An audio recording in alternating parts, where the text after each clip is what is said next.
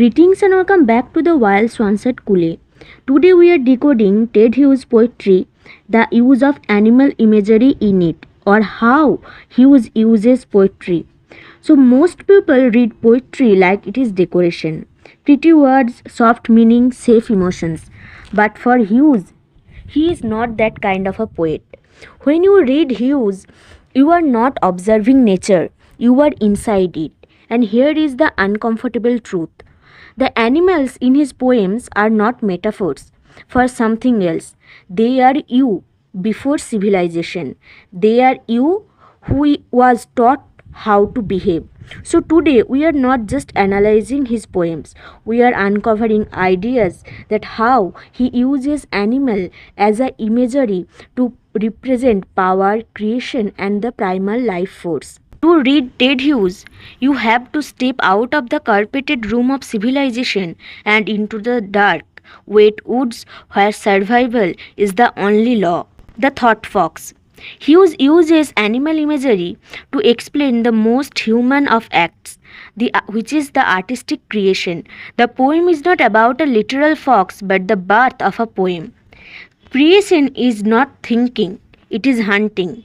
Everyone tells you that this poem is about writing poetry, but this is also incomplete because notice how something is strange. He says, cold delicately as the dark snow, a fox nose touches twig leaf. He is presenting dark snow. Snow is supposed to be white, visible, but Hughes makes it invisible. Hughes is telling you that creation begins in a space where perception fails. You don't see ideas, you sense them.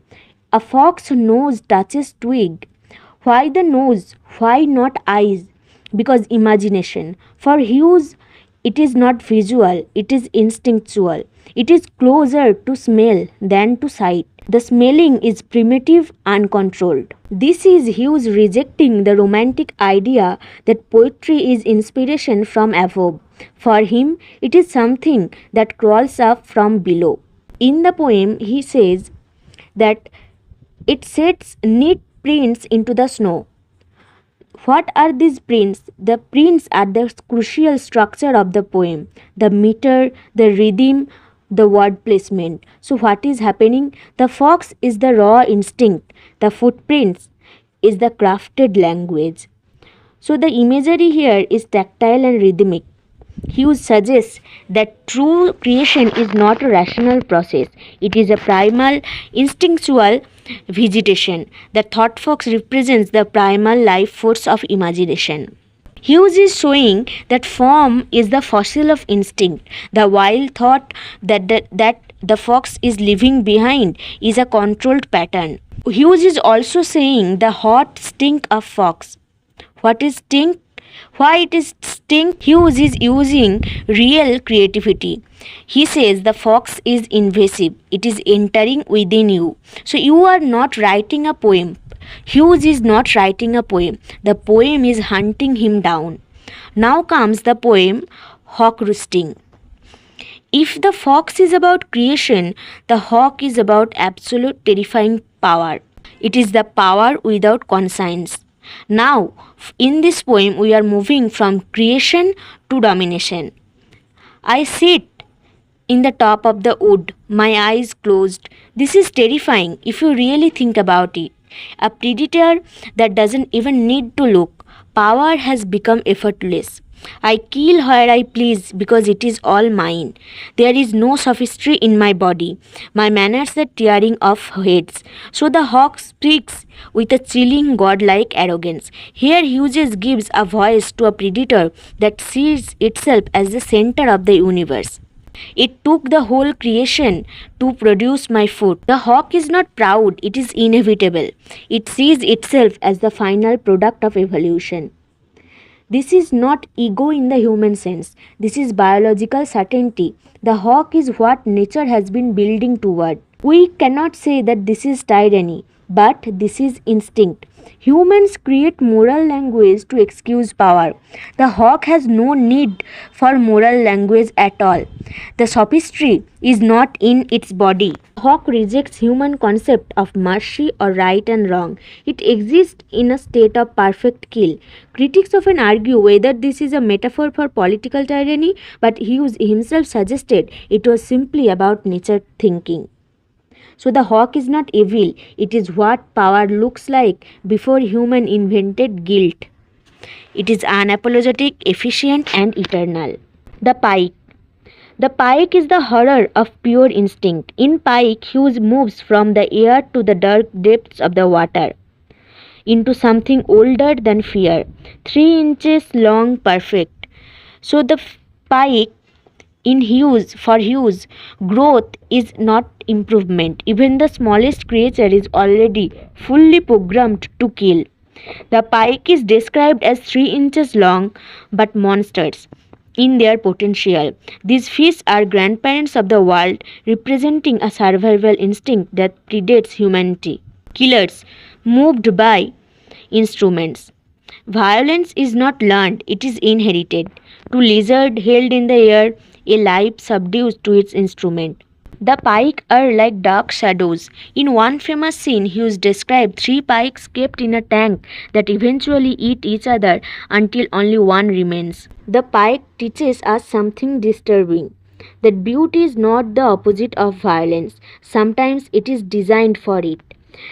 This illustrates the primal force of nature that is self consuming and relentless. The imagery of the green tigering the gold captures the beautiful but lethal design of a creature built for one purpose, which is to strike.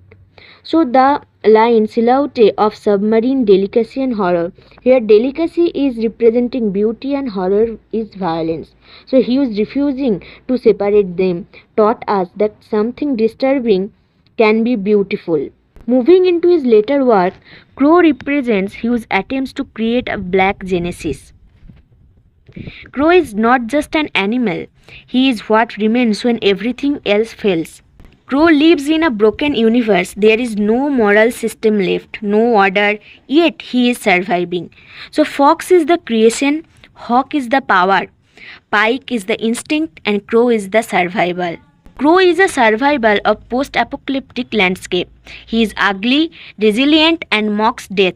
Crow is representing anti-meaning, life that continues even when purpose disappears.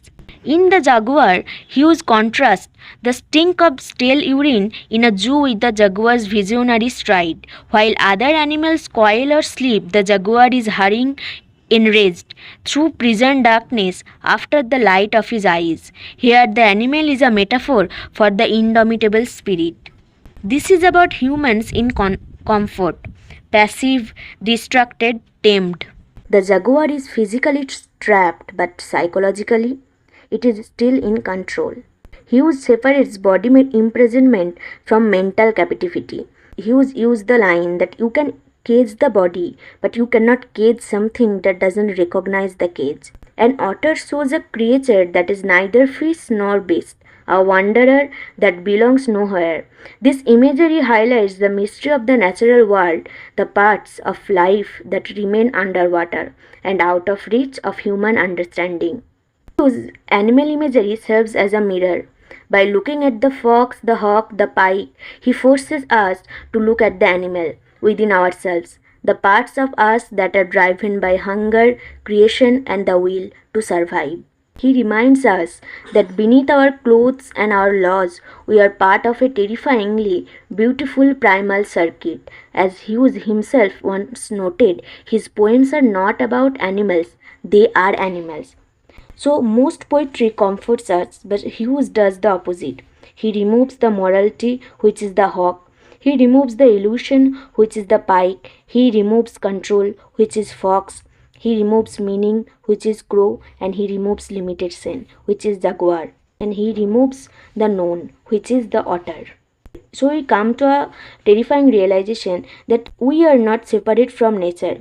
You are a refined version of nature. Ted Hughes doesn't ask us to admire animals. He forces you to recognize them inside ourselves.